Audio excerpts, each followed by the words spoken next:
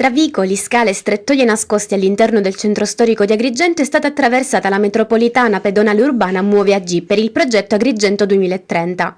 Una passeggiata attraverso la quale si è scoperto il passato per cercare di proiettarsi verso il futuro della città. Allora, il tragitto partirà da Porta di Ponte e attraverserà tutto il centro storico.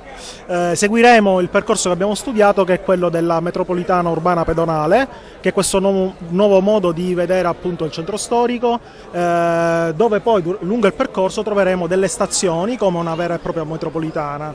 In queste stazioni ci fermeremo perché ogni stazione corrisponde a un bene di interesse artistico, storico e culturale. La nostra guida Marco Falzone ci illustrerà poi che cosa andremo a vedere, ci spiegherà brevemente il bene storico che andremo a vedere.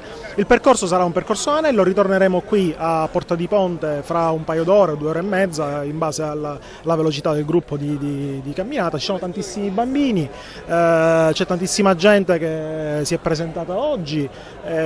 Questo è il primo di 5 appuntamenti che, ricordiamo, sono 5 itinerari tematici. Il primo è quello chiaramontano che andremo a fare oggi, e ce ne saranno anche altri la prossima settimana.